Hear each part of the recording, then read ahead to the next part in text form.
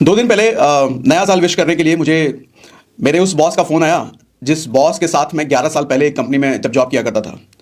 और उस job boss ने मुझे 11 साल पहले अपनी कंपनी से निकाल दिया था। ये कह के निकाला था कि तुम किसी काम के लायक नहीं हो और भविष्य में तुम कुछ नहीं कर पाओगे। तो अल्टीमेटली कह सकते हैं कि बेइज्जत करके मुझे निकाला था। उन बॉस का मुझे नया साल विश करने के लिए फ़ोन आया 11 साल बाद। 11 साल बाद। हालांकि जब मुझे निकाला था तो बहुत रोया था, मैं बहुत इमोशनल हुआ था उस दिन। बट जब 11 साल बाद फ़ोन आया तो उनका फ़ोन देख करके मुझे बहुत खुशी हुई। और बातचीत के दौरान उन्होंने मुझे विश किया और साथ में ये भी बताया कि उनका बेटा मुझे यूट्यूब पर अक्सर देखा करता है और मेरा बड़ा फ़ैन है। उन्होंने बताया कि तुम्हारी तरफ बनना चाहता है। उन्होंने अपने बेटे से भी बात कराई, बेटे से भी काफ़ी देर बात हुई। तो 3 लेसन मुझे समझ में आता है उस बातचीत से। सोच करके देखो, किसी ने अगर आज आपको ये बोल दिया कि तुम कुछ नहीं कर सकते, लाइफ में कुछ नहीं कर पाओगे, तो मुझे ये समझ में आया कि हो सकता है वो अपने पॉइंट ऑफ व्यू से सही हो उस वक्त, क्योंकि उसने आपका आज देख करके आपको ये बातें कही है। लेकिन उसको ये नहीं पता कि फ्यूचर में आप क्या कर सकते हो, फ्यूचर में कहां तक जा सकते हो, फ्यूचर में क्या करने की आपकी हैसियत है, उसने ये नहीं देखा है। दूसरा लेसन जो मुझे मिलता है इससे, कोई अगर आज आपको पसंद नहीं करता है तो मैं तो ये कहता हूं कि अपने काम में लगे रहो। उसकी पसंद और नापसंद को साइड करके अपने काम में इस कदर भिड़े रहो, इस कदर लगे रहो, एक ना एक दिन ऐसा आएगा वो आदमी आपको पसंद करने पर मजबूर हो जाएगा। वो कोई भी हो सकता है। तीसरा लेसन जो मुझे समझ में आता है, घड़ी में 6 अंक नीचे की तरफ होता है। घड़ी, वॉल क्लॉक की बात कर रहा हूं, और उसमें 12 का अंक ऊपर की तरफ होता है। और जो कांटा 6 पर होता है वो कभी ना कभी 12 पर भी जाता है और वापस 6 पर आता है, वापस 12 पर जाता है। इसका मतलब घड़ी भी हमें कुछ समझाने की कोशिश करता है। समय कहता है कि मैं आज भले किसी और के पास हूं लेकिन कल तेरे पास जरूर आऊंगा, बशर्ते तो मुझे यह दिखा कि मेहनत करने की कितनी ताकत तेरे में है। और समय हर किसी के पास आता है, यह निश्चित है, हर किसी के पास आता है। दुनिया में ऐसा कोई व्यक्ति नहीं जिसका समय नहीं आता हो। लेकिन कुछ लोग उस समय के अकॉर्डिंग बन जाते हैं, लेकिन उस समय को आने के बावजूद भी कुछ लोग नहीं बन पाते। क्यों? क्योंकि वो लोग उस समय यानी कि उस अवसर का पूरा फायदा नहीं उठा पाते। समय आता हर किसी का है, समय आता हर किसी के पास है, लेकिन जिसने फायदा उठा लिया, जिसने उस मौके का फायदा उठा लिया, समय उसके पास टिक जाता है, समय उसके पास रह जाता है। ये 3 लेसन एक छोटी सी घटना से मुझे समझ में आई जो मैंने आपके साथ शेयर किया। आपने कभी ऐसा आपके साथ कभी फेस किया है, कभी सिचुएशन देखा है कि आपके साथ कभी ऐसा कुछ हो, किसी ने आपको बेइज्जत किया और भविष्य में कभी उसने कॉल बैक करके आपको इस तरह से बातें करी आपसे? क्या आपके साथ कभी ऐसा हुआ है? देखो, ऐसा उसी आदमी के साथ हो सकता है जिसने किसी के कहने पर रिएक्ट करने के बजाय, जिसके कहने पर दुखी होने के बजाय वो अपने काम में मशगूल रहा। देखो, बुरा मुझे भी लगा था उस वक्त, अच्छा मुझे भी नहीं लगा था, लेकिन मैं आगे बढ़ता चला गया, अपने काम में लगा रहा। तो आज ये सिचुएशन भी आया कि उन्हीं का फोन आता है। और देखो, इत्तेफाक वाली बात, जो आदमी मुझे पसंद नहीं करता था, जिस आदमी ने मुझे बेइज्जत करके निकाला, उनका बेटा वो कह रहे हैं कि तुम्हारी तरह बनना चाहता है। इससे अच्छा कि मेहनत का फल क्या मिल सकता है? इससे अच्छा उदाहरण क्या हो सकता है कि समय पलटी मारता है? देखो, सबसे नंबर 1 लेसन जो मुझे समझ में आता है, अभी नया साल आया है और नया साल में मैंने बहुत सारे लोगों के फेसबुक, इंस्टा, यूट्यूब अपडेट्स देखे कि आज के नए लड़के लड़कियां रात भर पार्टी कर रहे हैं, रात भर खुशी मना रहे हैं। देखो, मैं खुशी मनाने के अगेंस्ट नहीं हूं, पार्टी करने के अगेंस्ट नहीं हूं, लेकिन उस पार्टी करने का नतीजा, उस खुशी मनाने का नतीजा अगर आपको परेशान करने वाला हो आगे, तो फिर दुख मनाने वाली बात है। अब कैसे, मैं क्या कह रहा हूं, देखो, यूथ हो, आप में से बहुत सारे लोग यूथ हो, रात के 2 बजे, 3 बजे, 4 बजे तक चमगादड़ की तरह पार्टी कर रहे हो। और बंदा जो रात के 2 बजे, 3 बजे तक, 4 बजे तक जाके पार्टी कर रहा है, वो दिन के 12 बजे उठेगा। और सोच के देखो कि साल का पहला दिन आप दिन के 12 बजे उठ रहे हो, तो पहला दिन ही आपने खराब कर दिया। अरे पहला दिन, साल का पहला दिन तो भगवान के मंदिर अंदर जाना चाहिए था, आप पूजा वूजी करनी चाहिए थी, माँ बाप की पूजा, पैर वैर छूते सुबह सुबह उठ करके, लेकिन पहला दिन ही आपने खराब कर दिया। अब आप फिर क्या सोचोगे, नहीं ये तो 2 तारीख के लिए था सर, 2 तारीख को उठ के अच्छा काम करेंगे ना, 2 तारीख से फिर काम में लेंगे। मतलब साल के पहले दिन ही आपने निकम्मेपने का सबूत दे दिया, पहले दिन ही कल करेंगे वाला रवैया लेकर के आ गए, साल के पहले दिन। और अगर पार्टी ही मनाना है तो मैं तो ये पूछता हूं, आ गया ना नया साल, खुश हो लिए ना, कैलेंडर बदल गया ना। एक बात बताओ, आपकी जिंदगी में क्या बदला? आपकी औकात बदल गई, आपके परिवार का सिचुएशन बदल गया, परिवार में खुशियां नहीं आ गई, क्या आया आपके घर में? क्या नया आया ये बताओ ना। कैलेंडर तो बदल गया, साल तो नहीं आया, आपकी जिंदगी में क्या नया आया? तो क्यों खुश हो रहे हो, फिर क्यों पार्टी मना रहे हो, क्यों टाइम खराब कर रहे हो? ये नहीं कि अपनी मेहनत में लगे, ये नहीं कि अपने काम में लगे।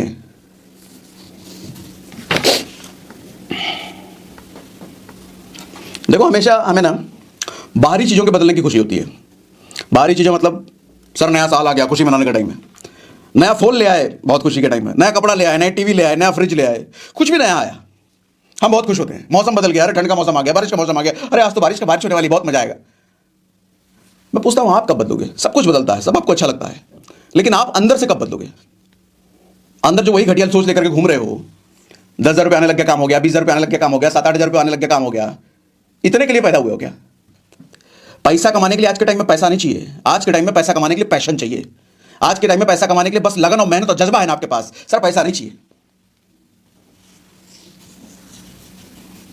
लगे पड़े हैं पार्टी करने में, क्या कर लोगे इससे?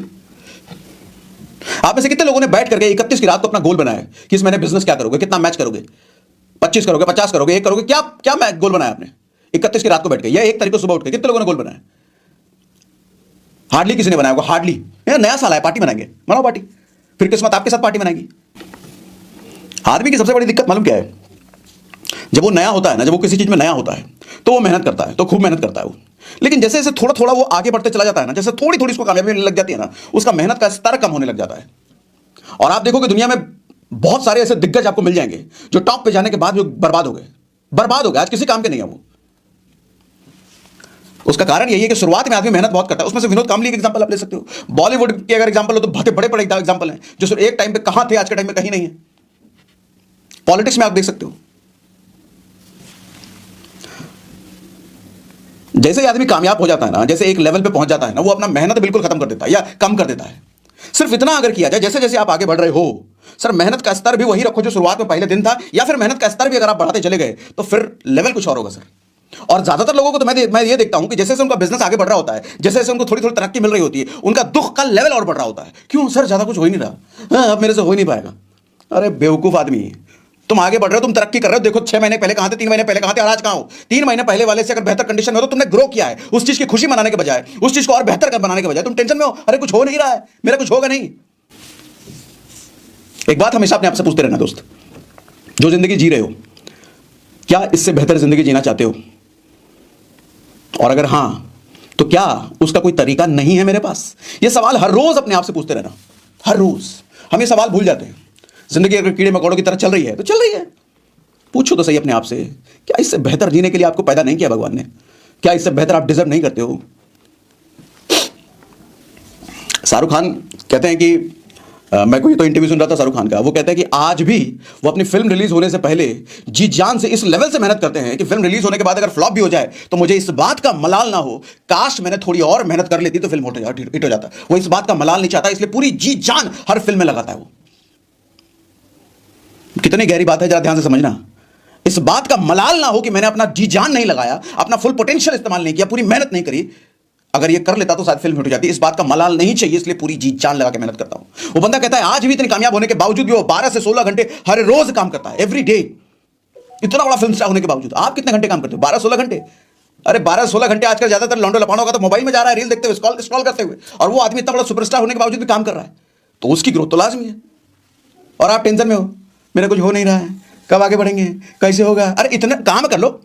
31 की रात को गोल बनाए, 1 तारीख के गोल बनाए, 3 दिन 4 दिन निकल चुका है नए साल का, कुछ गोल के लिए काम किया, प्लानिंग किया? नहीं तो कहां होगा? तुम्हारा होगा फिर। अरे ट्विटर ने बुलाया था शाहरुख खान को, आपको पता है कि नहीं?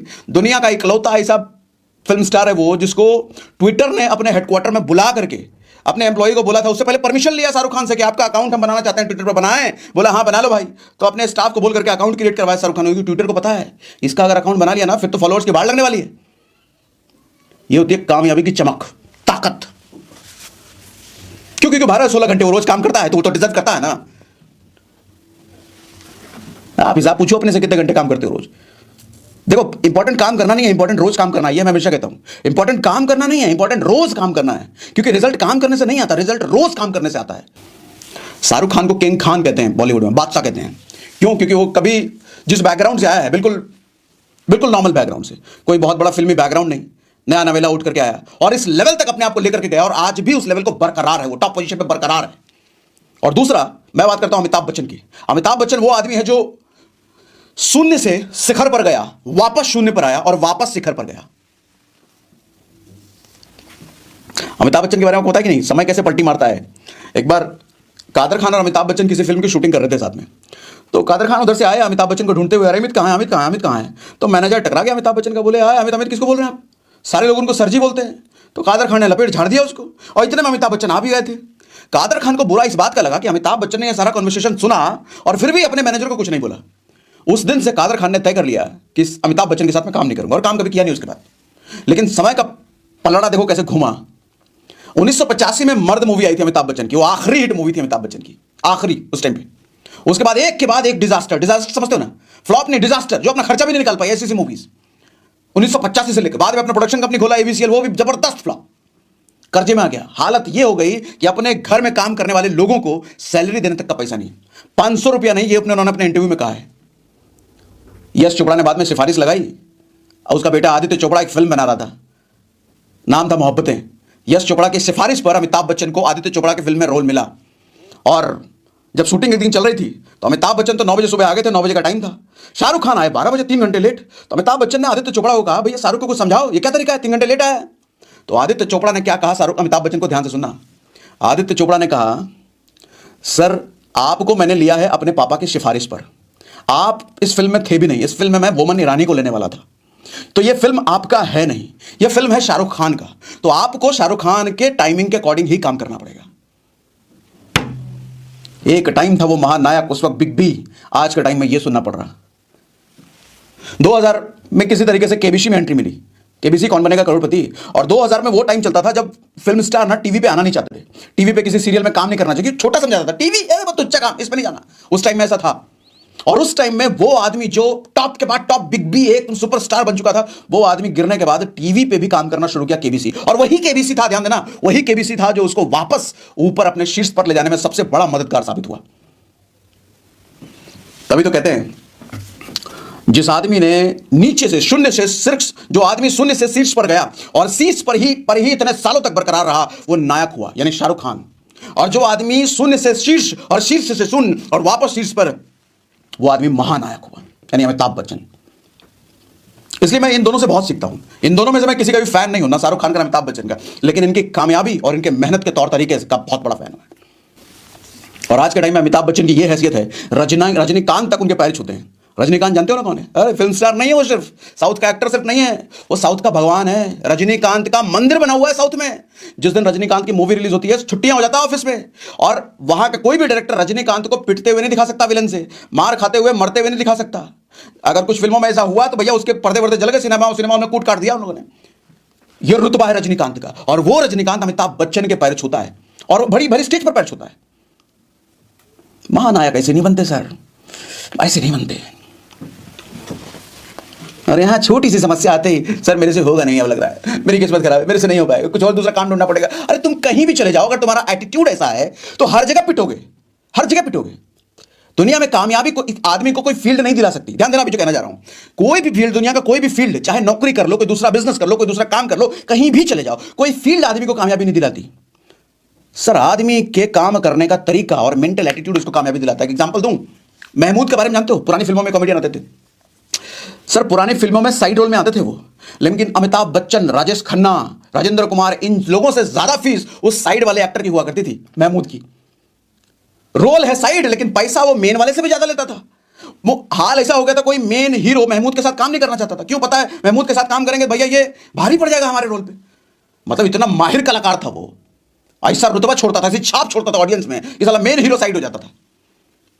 मैं आपको समझाना ये चाह रहा हूं, रोल भले ही साइड हो, उसका फील्ड भले ही साइड वाले काम का हो, लेकिन वो अपने काम में इतना माहिर था कि मेन रोल भी उससे सेकंड में आता था। फिर आप शाहरुख खान का एग्जांपल ले लो। शाहरुख खान ने अपना करियर नेगेटिव रोल से शुरू किया था, डर मूवी याद है, विलेन से शुरू किया था, और उसके बाद कई सारे नेगेटिव रोल्स किए, अंजाम, और कौन कौन सा नेगेटिव रोल किया उसने, बाजीगर, और उसके बाद भी आज सुपरस्टार है। नेगेटिव रोल होने के बावजूद उसको सबसे ज्यादा फेम मिला, हीरो से ज्यादा। अच्छा, डर में शाहरुख खान सब लोग जानते हैं, सनी देओल बहुत कम जानते हैं, हीरो जबकि सनी देओल था। बाजीगर में सिर्फ विलन था शाहरुख खान बाजीगर। मैं आपको समझाना ये चाह रहा हूं सर, कोई फील्ड, कोई काम आदमी को कामयाबी नहीं दिलाता, आदमी का मेंटल एटीट्यूड और उसकी काबिलियत उसको काम दिलाती है। सर यहां कुछ नहीं हो रहा, वहां ट्राई कर लेता हूं, इधर कुछ नहीं होता, उधर ट्राई कर लेता हूं, इधर यहां पे लगता है मेरा कुछ नहीं होगा, वहां चला जाता हूं। तुम खाना बदोश रह करके पूरी जिंदगी खत्म कर दोगे, मर जाओगे, मां बाप भी पछताएंगे, किस नकल्ले निकल्ले को मैंने पैदा कर दिया। ये मेंटल एटीट्यूड रहा तो देखो, बुरा मानने वाली बात नहीं, बुरा मत मानना मेरी बात का। और अगर बुरा मान रहे हो तो अच्छी बात है, बुरा लगना चाहिए, बुरे लगेगा तभी तो दिल हिलेगा, अंदर से कुछ करने का जो जज्बा आएगा। और मेरा पर्पस भी यही है। क्या करोगे यार, ऐसे ही नौटंकीबाजी करते रहोगे तो?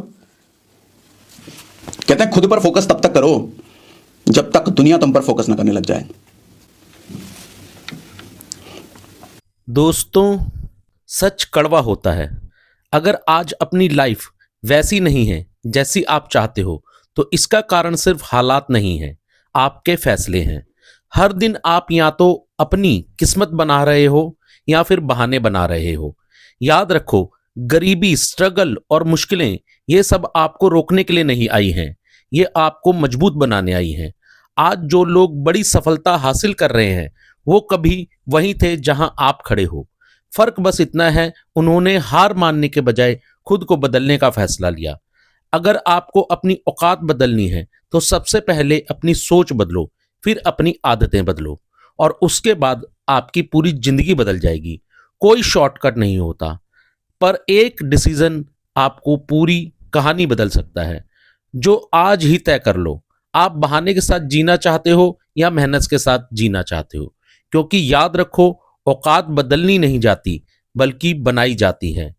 तो दोस्तों, अगर आपको आज की वीडियो पसंद आई हो और आप भी सागर सिन्हा सर के फैन हो, तो वीडियो को लाइक करना और चैनल को सब्सक्राइब करना ना भूलें।